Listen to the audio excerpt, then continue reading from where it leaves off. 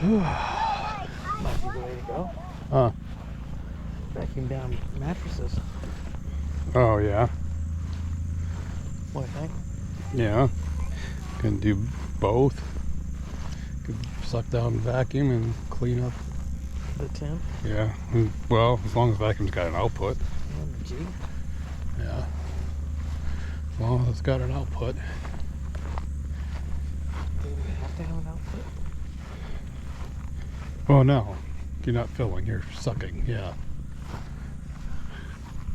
Morning. Morning.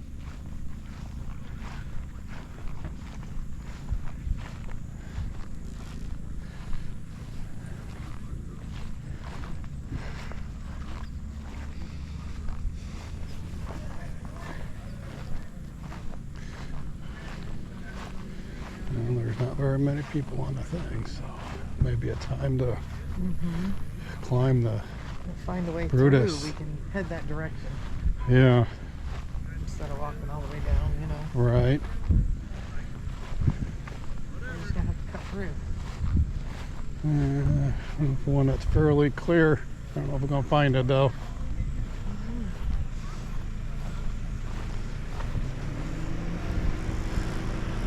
Oh, this one's not bad through here.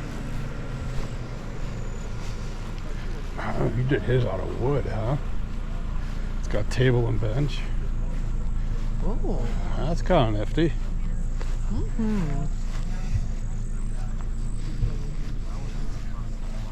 It drops, Tony.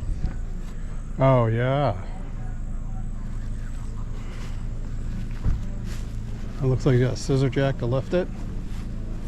I'll have to check that out. Yeah. The old ambulance.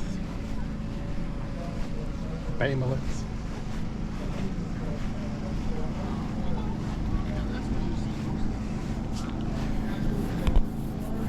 Cut over this way. What do you think?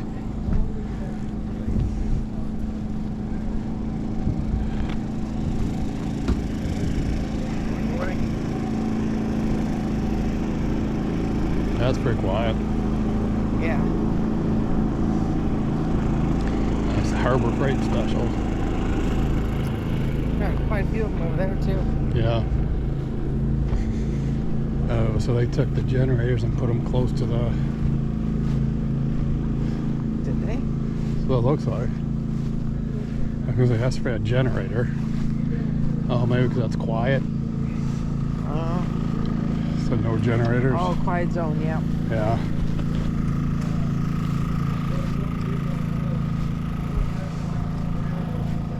Playing cornhole.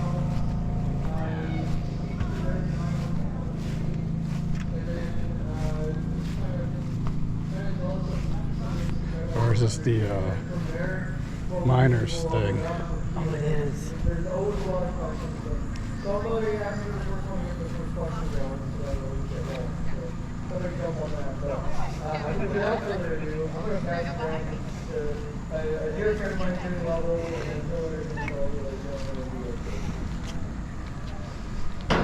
Well, good morning, everybody. I didn't begin to do this. It was a lot of history here. But this decision here,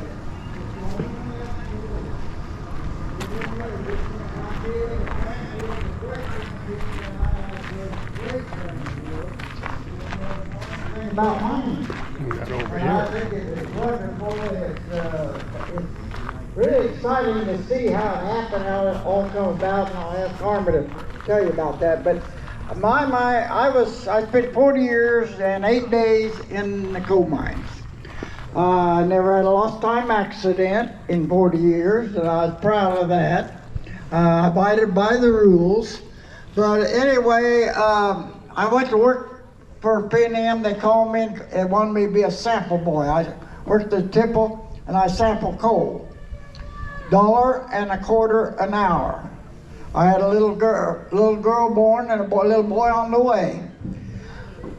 I spent 1 year doing that, and the superintendent come by, drove by one day, and he slammed on his brakes, rolled his window down. He said, how would you like to come out on 5? No, he said, You can come out on number 5 haul truck, which is a 40-ton haul truck like sitting up there. Monday morning if you want to, and then he drove off. I went from $1.25 an hour to $3.50 an hour. Now, if you don't think that meant something to me, 18 years old, well, I was 19 by then, and trying to raise a family, it was a big boost. But anyway, I spent all them. This guy and I, we spent a third of our time in coal mines was overtime. We never turned overtime down. Therefore, we don't go to Walmart and greet people now because we don't have to. But anyway, these guys can tell you all about mining, but I got to tell you one story that everybody likes. Now, it's a little off-keel, but I'm going to tell it anyhow. He and I, we rode to work together. We worked all day together. We played checkers at noon. He beat me 90% of the time, but we still had fun. We rode home together, and then we took call-outs at night. It didn't matter if it was 12, 1, 2, 3, 4 o'clock in the morning, 3 foot of snow on the ground, or 2 foot of mud. We never turned it down. Anyway, he had 5 children, and I had 5 children. And boy, everything was going fine. And then if you remember, the phone came out. Does anybody remember the phone?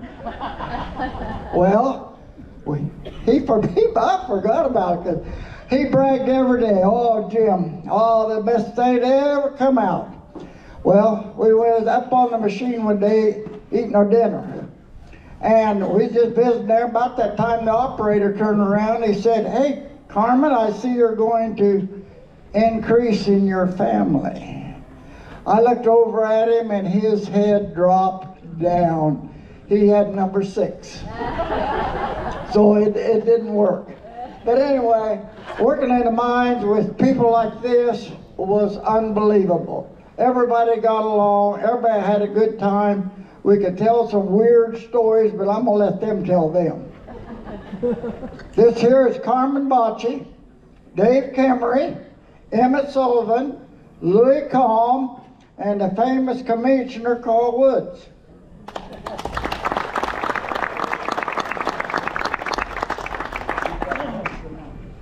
Hello, glad you're here. My name is Carmen Bocce, and I'll begin from the beginning. I graduated from Mineral High School in 1951 in May, and I went to work for P&M. I was 17 years old. I went to work for P&M Coal Company in June of 1951 at 17, in construction of Mine 19. And it was hard work, $1.25 an hour, shoveling to a cement mixer all day long. And pretty tough work. That was $1.25 an hour. That was $10 a day, not $10 an hour, $10 a day for a day's pay, $50 a week. Of course, you got time and a half on Saturday, so that helped out a little bit. And wore several hats during that time with P&M. At that time, P&M, that's 13 years before, this 1951, 13 years before Brutus. And at that time, they had a 950 shovel, which is a 33-yard shovel, and a 10W walking diesel electric drag line for stripping machines. Later on, they bought a 770. It came in 1957. It was brand new. It was a 20-yard machine, electric. So that was the 2 strippers. Then Brutus came in 1963. Started about 1962 construction. And about that time, they were talking about sending people to the moon. And they were Bucyrus-Erie and Marion Power Shovel bid on which is essentially a lower frame of a shovel for a rocket transporter. If you'll notice them rocket transporters, that is like the lower frame on the shovel, has hydraulic steering and so forth. And Marion Power Shovel got the bid. Bucyrus-Erie didn't get the bid. And so Brutus came in 1963, and boy, it was something else. It was the second largest shovel in the world at that time, and it was largest west of the Mississippi. And like Jim said, Will enjoyed working on it. It was a beautiful machine, you know, and I personally got to work with a lot of engineers, electrical engineers from Bucyrus and also from General Electric. Got to know several people. Of course, Dave, he was an operator. Me and Dave had an incident one time that they told me that when they were running the power tests on it, they had all their machines set up with all their graphs and everything.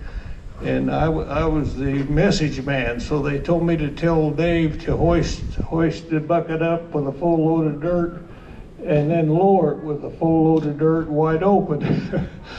And Dave done it, and I mean the damn thing run away.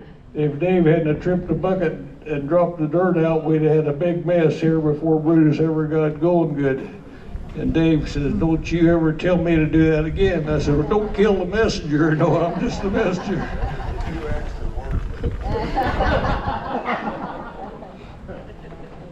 Anyway, that's some of the stuff that went on. But we got over that, and fortunately there wasn't a wreck. Man, that could have tore, maybe even killed somebody, you know. Come and swung underneath the shovel, and it would have really tore things up before we ever got started good. Anyway, it didn't happen. Everything worked out all right. And so through the years, it was a great machine to work around. I personally never got tired of watching it dig. I don't think anybody else did either. And the camaraderie between coal miners, you could tell to this day.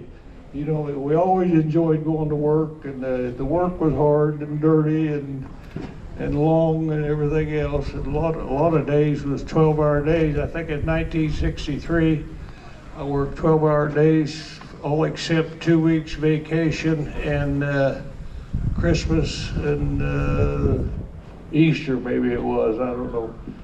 But fortunately, we were union, and we got time and a half on Saturday, double time on Sunday, triple time on holidays, so you didn't mind overtime so bad. So. And after that, well then,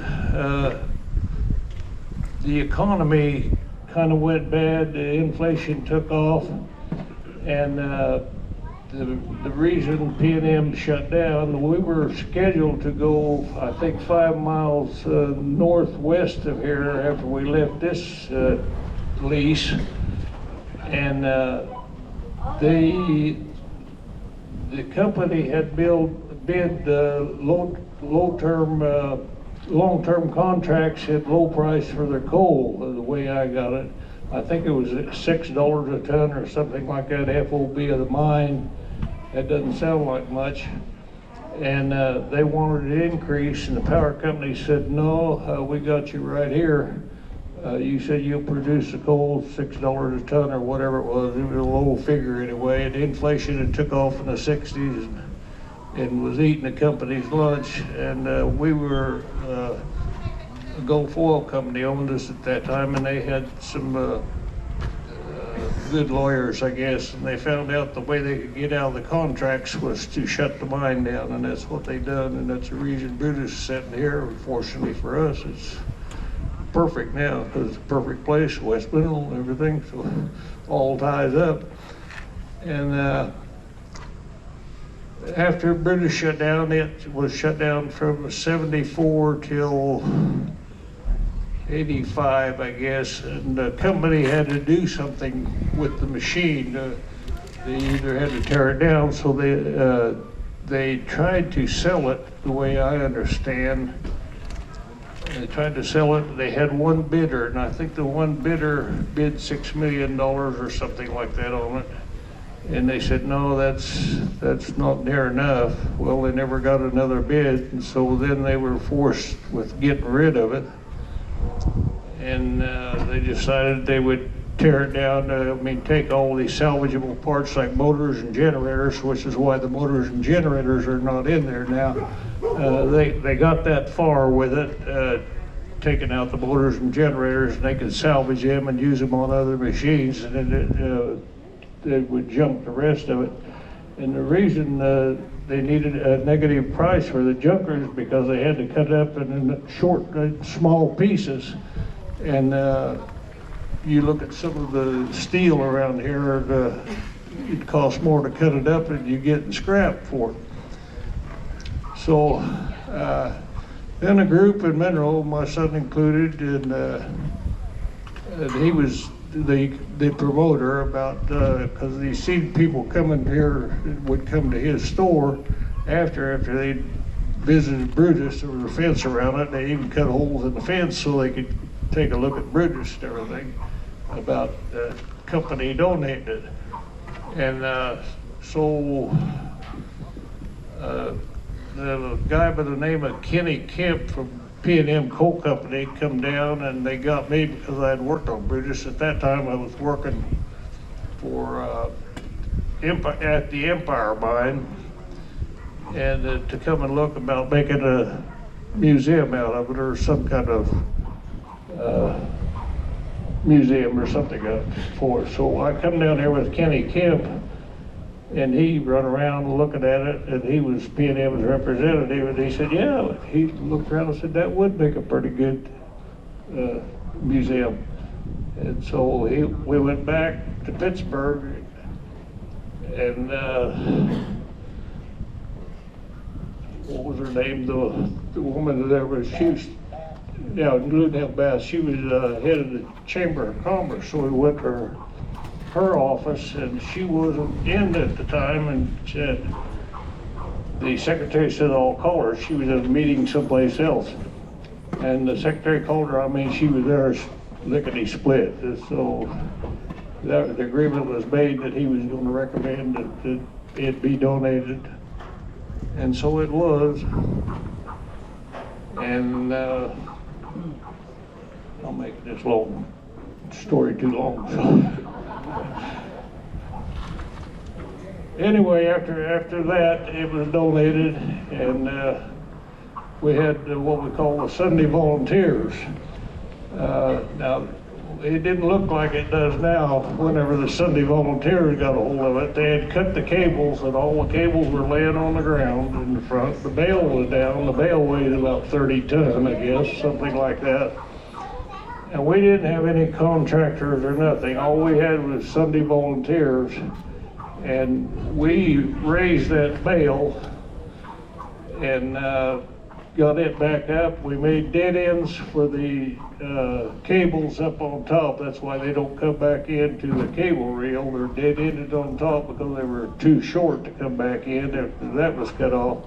And we worked every Sunday, didn't we, Dave? And I think some Saturdays, from Saturdays and Sundays, all volunteer, trying to get it ready for the dedication, and we made it. P&M did paint it at the time. They said we want it to look good, so they painted the whole machine. And then after that, we needed a museum, or a building for the museum, and Jim wanted me to tell that we didn't have any money. In fact, to raise the money, we had to sell the ballast. So there was 1,200 ton of ballast in the back of the machine, right? And that's just dead weight. It was pig iron. So we had to sell the ballast to raise money to develop in the park at that time. And so we did what we could. We had a card table to collect money out there, and I think we charged it ahead, and then the governor came down and dedicated it at the time.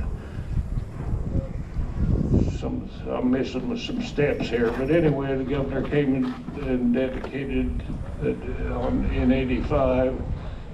We had the museum by then. I think Jim wanted me to tell that in order to get money for the museum, my mom put up her CDs for collateral to the bank to loan us money for the museum. And of course, we'd went belly up. Well, she would have went belly up too on her retirement. So anyway, I made this kind of too long, so that's about all I've got to say about it.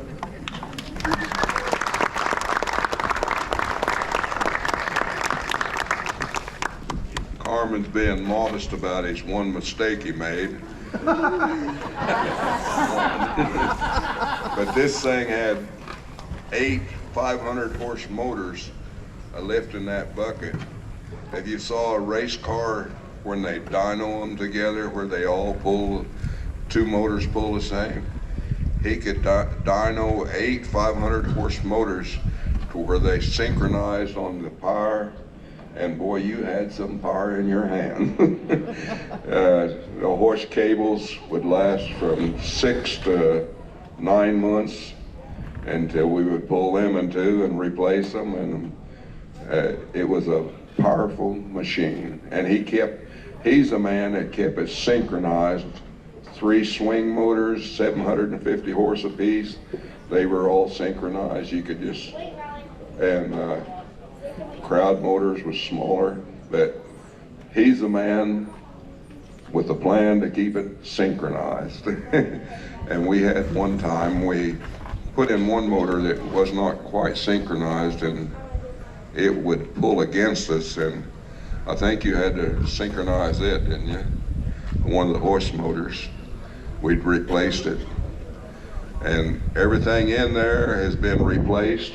Some of it, the big doors up here, has been brought out and put and rebuilt. Horse machinery, bull gears, 12-foot in diameter. We had to take all of it apart at times, and everything you see in there looks original, but we replaced a lot of it that wore out. And we had some of the best welders I ever saw. One night when I was old, and I went up the boom while we was digging at 4:30 to inspect the boom, and I found a crack in the boom that was, every time he would dump, the boom would go whoop, whoop. And we had a synchronous intercom system every workstation, and I made quick track down and told the operator in strict pick language to shut down, you know. and he knew when I talked like that, it was something serious. And the welder lived across the road here, named Joe Battatory. He was a welder in the Navy during World War II on a board ship. He came over, we was down south here. We had these oxygen and acetylene torch and welding leads when he got here up there, and the scaffolding. And the scaffolding is a welding taste for welders. You clean off the side of the boom with a chipping hammer, and you put a piece of angle iron on it, about 2 inch, about this long, and another one over here, and you throw a plank across it. And you hop out on that plank, and if you're a good welder, the angle iron holds you. But he knew what he was doing. He V'd the cracks out. One was 3 foot long, and one was up the side was a foot long.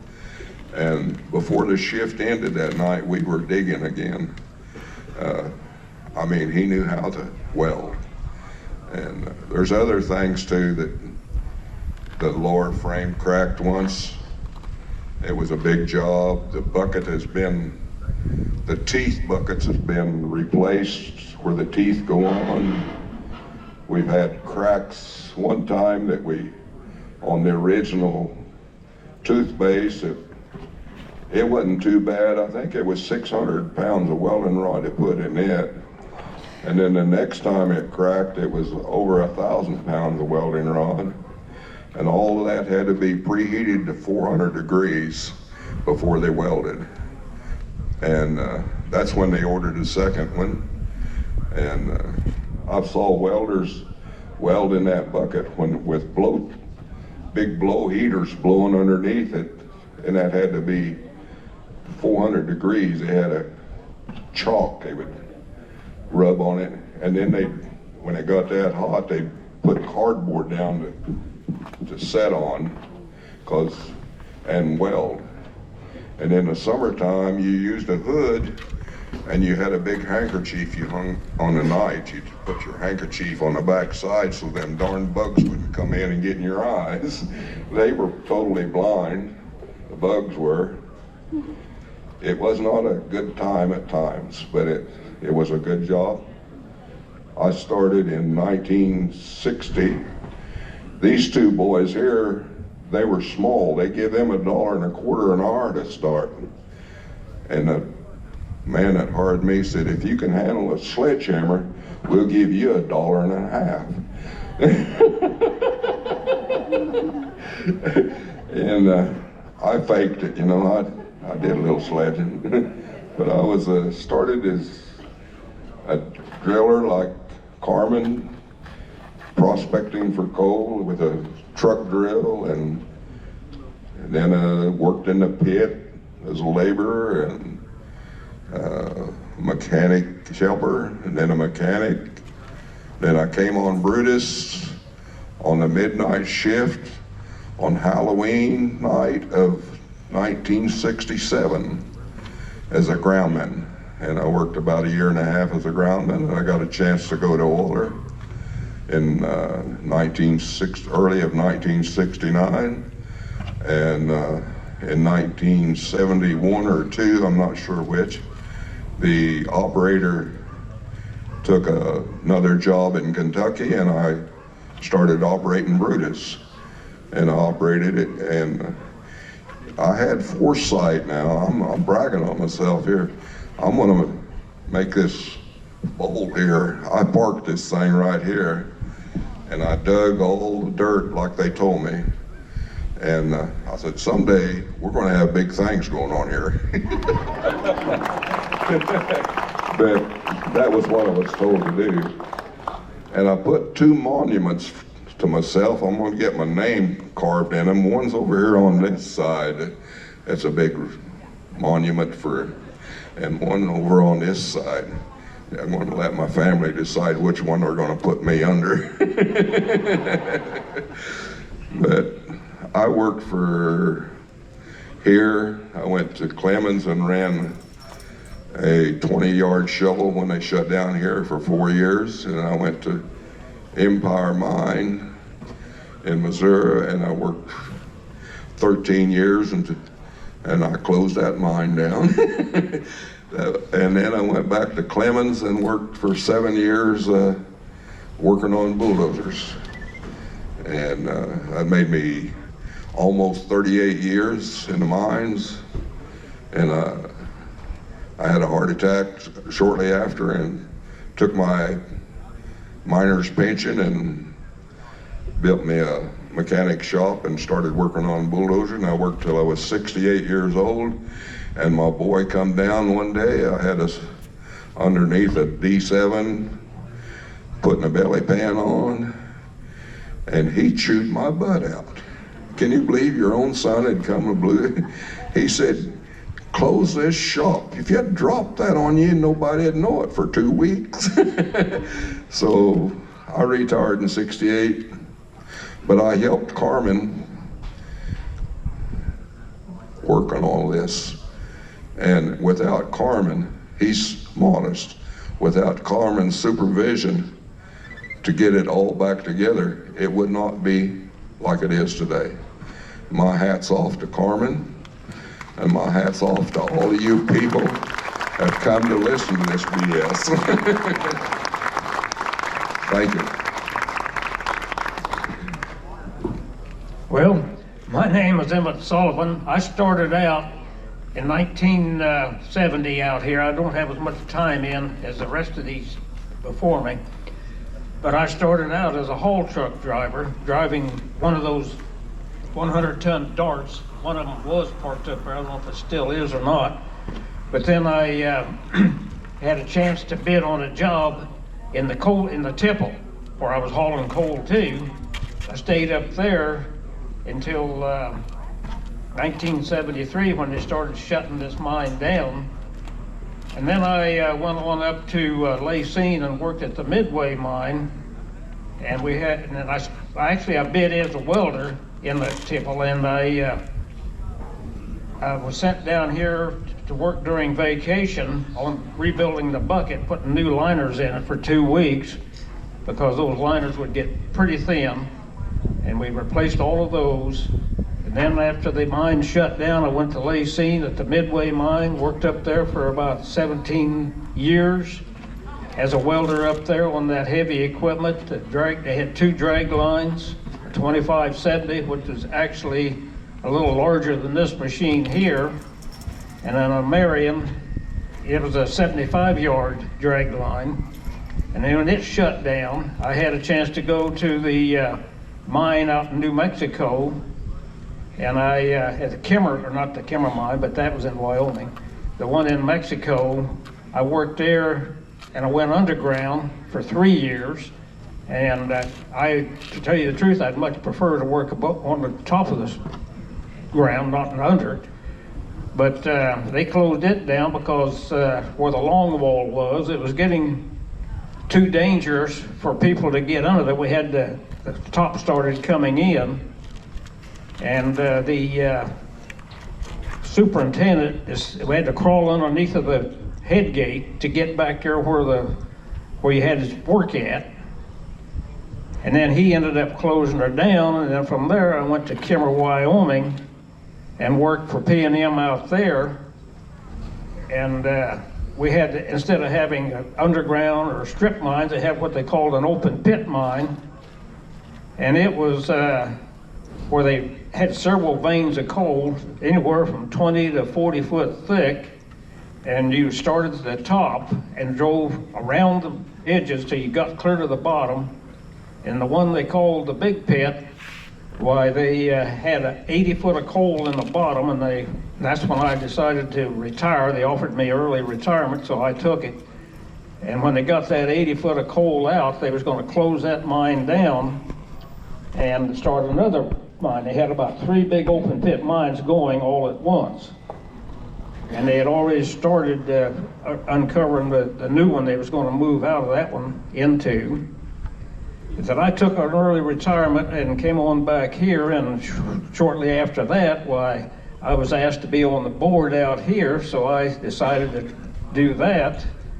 And I'm still on the board, and I suppose I'll stay on the board until I can't walk anymore. And I enjoy it out here. In fact, working for this coal company that I worked for was the best job that I ever had. And I started out at $4.64 driving a haul truck in 1970.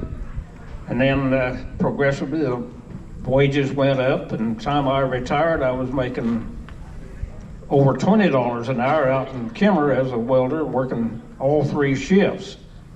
And that was not bad out there, except you had to work 2 shifts, one on days, and then you would alternate to the second shift for 2 weeks, and then you would go to the graveyard shift for 2 weeks, and just kept rotating like that. And they didn't want to change it. They liked that kind of work out there. I didn't particularly like it, but it is what it is, so I took it. And they offered the early retirement to me, or not just me, they bought a mine right next door to the Kimmer mine, and they wanted a place to put those miners over there, and they wanted to hire all of them they could at the P&M mine. That's why they offered an early retirement, and that's when I took it and came on back here. And I've been on the board ever since then, and I'm enjoying my work out here. I can't do a whole lot of work like I used to because I've had 3 back surgeries, and I don't get around very well. So that's the story of my life, and I'm glad I worked in the mines. Best job I ever had.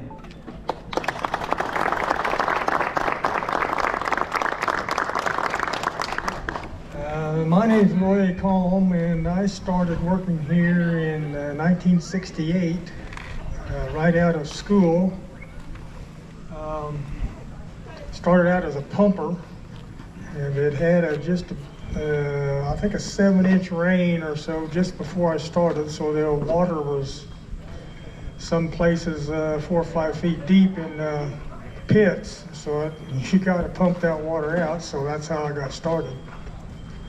And I worked pumping for about 1.5 years or so, and then I got on a dozer, and I run a D9 dozer. It was a big dozer at that time, and at that time it was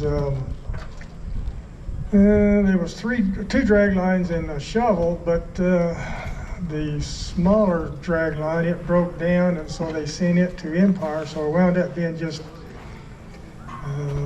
1 drag line and Brutus here. And so I got eventually the job working around the drag line, you know, building roads and you know, dipping coal and putting in runways and leveling dumps and that kind of stuff. And so I did that until the mine shut down, and like Dave here, I swung the shovel around the last night it dug. Well, I was on a dozer that last night, and they told me to build a road in from the county road out there down here, so that's the last thing I did here. Then I went to, wound up working for about 5 different coal mines. In my coal mining career, and after that I got a job working as a maintenance man in a school district, and that's where I retired. But I always loved this job out here, and it was just right down my alley as far as I was concerned, and so that's about it.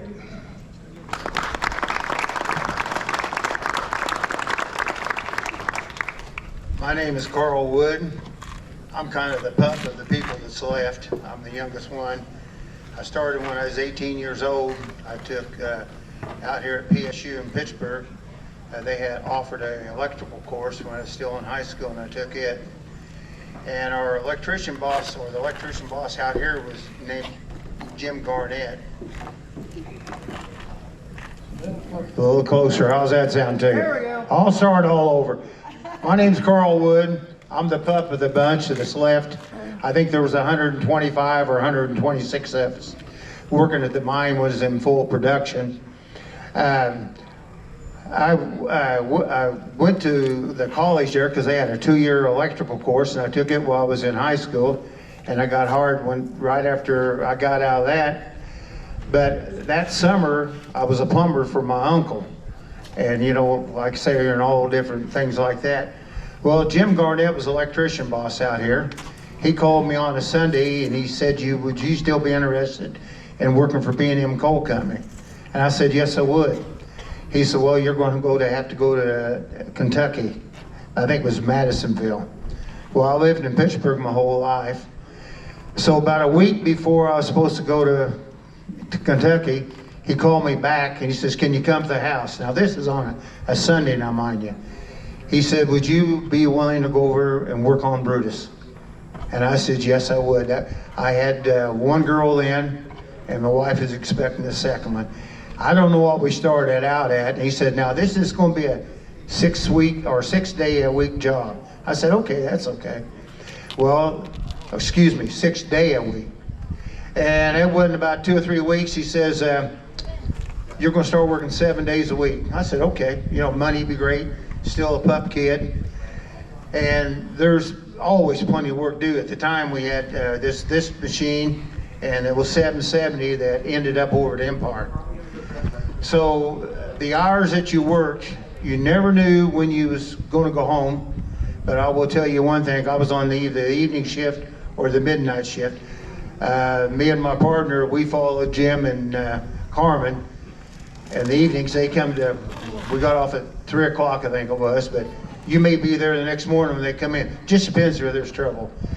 And along that, you won't believe this, but every hour this machine was down, they figured it cost them $600 in productivity. This thing was not swinging. It cost them $600 now. So that's the reason why the electricians, the welders, and I got a story to tell about Louis here. He was telling you about the water. I seen this man take off his boots and his shirt. He swam out. Then we had gas pumps that was in the pits. You see around here where there's water. When it rained like that, I seen him one time carry or swim out with 2 5-gallon cans of gas to keep that pump running. I bring that up every time we're together about it. The other thing about him, the cable that fed this machine, we always have to bury it going across county roads.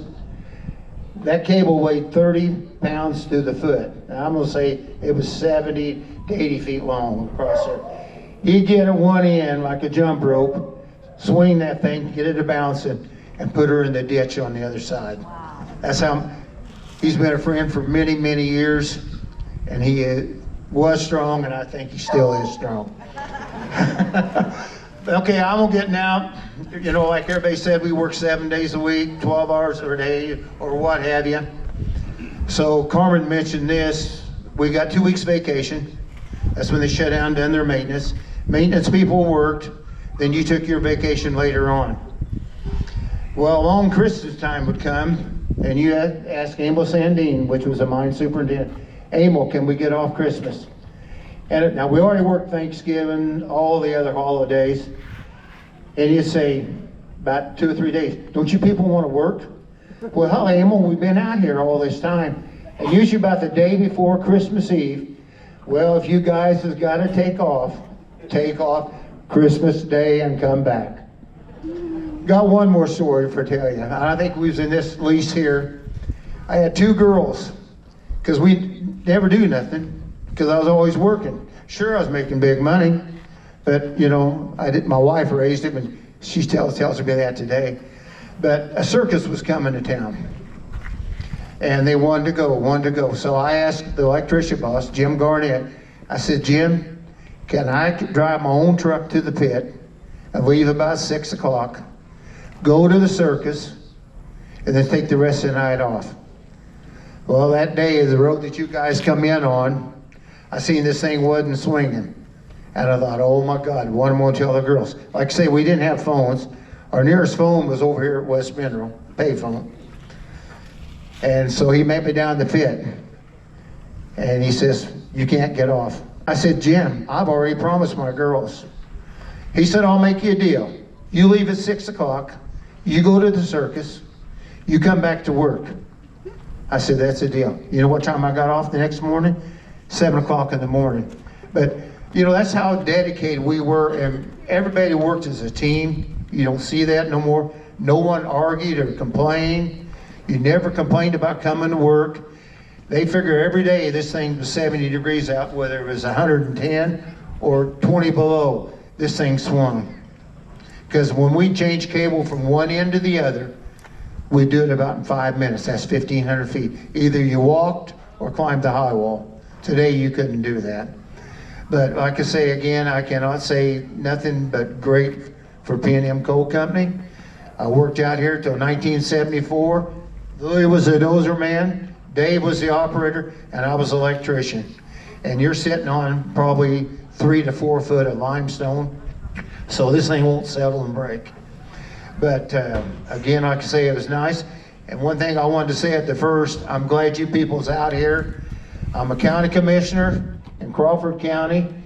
This is revenue, and from Crawford County, I appreciate you people being here. I hope you come back and enjoy yourself, because everybody had a vision when this thing closed down that we would reopen this as a museum. From 74 to 85, that's what it took to do it. And I have a boy that's 50 years old, and he was out here every Sunday with me. His nickname was Motor. He talked all the time. So that's all I do. Say I'm a commissioner now, and I'm in with him on running cattle. I'm almost 80 years old, and I'm still the baby of the bunch. Thank you again for everybody coming. I'm gonna add a little bit of comical to it because, Chris, what you do? I want to say something last. Okay, Dave wants to say something last, and I want to say too, he forgot to tell you he shut the last coal mine he worked down, Mackie Clemens, too. He got 3 of them. Anyway, Chris told me, he said, I like to hear the real wild stories. Well, one of them is, and you've seen the very top of the machine up there on the point shift. Carmen and I was sitting out there about 500 feet, and one of them big wheels that holds that cable, the whole trunnion fell out of there. We seen it come to the ground.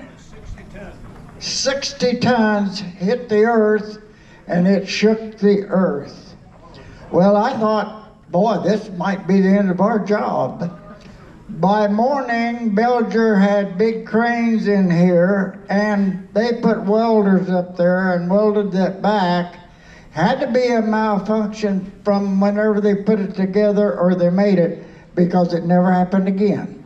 And one other thing they did do, and Dave can vouch for this whole machine was slid clear across the pit, sideways. They thought, now is this right, Dave? They thought these tracks started going like this because they swivel up in that joint there. They thought it was going to turn over, right, Dave? They called the superintendent, got down here. I think they finally, then you get the boom, turn around the bucket to kind of hold it. It was pretty serious. And I'm telling you what, I imagine some of them went home with not quite clean pants. Jim, can I add to that, please? Yeah, go ahead. When this happened, the berm is where they already. Yeah, what happened? They were stacking high, and underneath the shift before or what have you, they didn't clean it out. So the whole, what they call the spoil, come in. What you can see, and like Jim said, it happened there. And it was like 3 or 4 days. I don't care if you use the governor. Using there with a hand shovel between these tracks. And the other thing that really admired me about it, the guy said, Amos Sandine, the superintendent, when we started moving this out, I think it was Dave, put the bucket back here to help push, and that man was leaning against one of these tracks, and you could see the veins in his neck, and you dare not laugh. You was doing the same thing. That's how so dedicated he was, and he was a good man, very good man. So that laboratory, I'm sorry I butted in, Jim. And the other thing was, Mr. Jim Level, Mr. Carmen Bocci, what they done, they always shot before where they dug at. They break up this limestone and all that. Well, I don't know what went wrong, but these two people here is like Superman. They went up in the air about 4 or 5 feet. Carmen, was that about what you went up? 20. We'll just make it better. But I mean, they're lucky to be alive. It was just we had safety out the wazoo, but we don't know what. No one seems to know. They all had blockers, sound the siren, and everything else. But these two guys, they're like a cat. They have 9 lives. Well, that time that happened, there was boulders, dirt, as big as a bucket, and I could see them coming out of the sky, and I thought, oh my world, I'm dying. I wound up down in a big crack. He wound up underneath the seat of the power wagon, and I don't know what happened to the boss. He was in the truck. He was up on the radio, two-way radio. Pretty soon, boom, there we all go up together, and he's still on the radio. That truck was still him and you. Huh? We come back down, and I thought I was gonna die.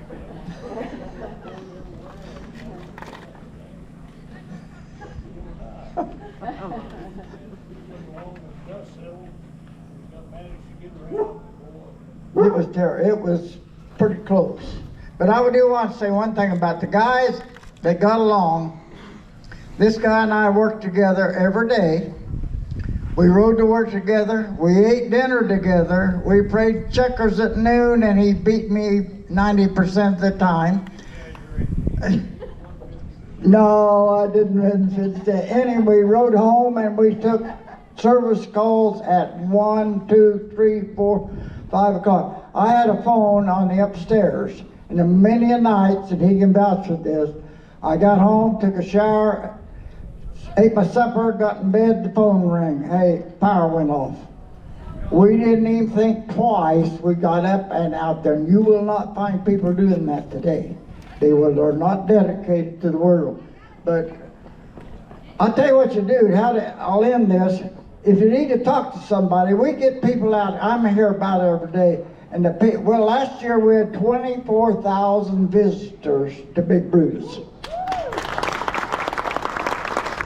This year we are going to probably match it, but next year we're going to get more. But people love to talk to somebody that's been here and had the experience. I ask for a raise every once in a while. I'll ask the manager of this place if I could get a raise, and you know what he does. With a big smile, he adds another 0. But it's worth it. But anyway,